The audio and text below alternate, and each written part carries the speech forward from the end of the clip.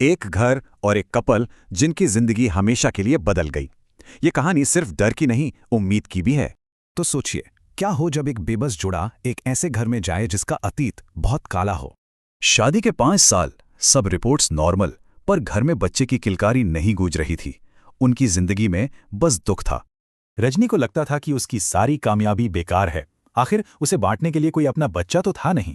तो उन्होंने एक बड़ा फैसला किया, शहर की स्ट्रेस भरी जिंदगी छोड़कर एक शांत जगह जाने का फैसला। वहां रजनी को एक पुराना बंगला बार बार अपनी ओर खींचता था। ऐसा लगता जैसे वो घर उसे बुला रहा हो। मुकुल को तो किराए की फिक्र थी, लेकिन रजनी का दिल बस उसी घर के लिए धड़क रहा था। हैरानी की बात थी, मालिक बहुत कम किराए पर मान गया। खैर, दोनों जल्दी ही वहां शिफ्ट हो गए। और फिर शुरू हुए वो डरावने सपने। हर रात एक जख्मी बच्चा जो मदद के लिए रोता चिल्लाता।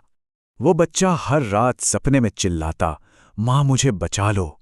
रजनी की नींद हर सुबह खौफ से खुलती। परेशान होकर रजनी ने पूजा पाठ का सहारा लिया, और फिर एक चमत्कार हुआ। डॉक्टर ने कंफर्म किया कि वो प्रेग्नेंट हैं। प्रेग्नेंट होते ही सपने भी बदल गए। अब वो बच्चा शांत था और रजनी को उससे एक अजीब सा लगाव हो गया। फिर आई वो तूफानी रात। रजनी को लेबर पेन शुरू हुआ और बाहर मौसम ने भी अपना असली रूप दिखाया।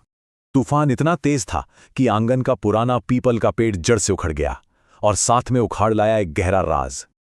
अजीब इत्तेफाक था, घर पर एक बच्चे का कंकाल मिला और अस्पताल में रजनी ने एक बेटे को जन्म दिया। तभी बंगले का मालिक मिस्टर शाह वहां आ गया। बोला कि कोई अनजान ताकत उसे यहां खींच लाई है। कंकाल देखते ही मिस्टर शाह टूट गया और उसने सालों से दबाया हुआ अपना गुनाह कबूल कर लिया। उसने माना कि ये कंकाल उसके अपने भतीजे का है। जायदाद के लिए उसने उसे मारकर वहीं दफना दिया था। पछतावे में उसने बंगला रजनी के नाम किया और खुद पुलिस के पास जाकर सरेंडर कर दिया। इतना सब होने के बाद भी रजनी ने वहीं रहने का फैसला किया।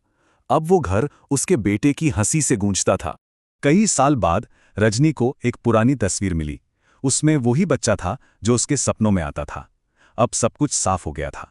तो क्या ये सिर्फ एक इत्तेफाक था, या उस बच्चे की आत्मा ने ही रजनी को चुना था, एक परिवार पूरा करने के लिए?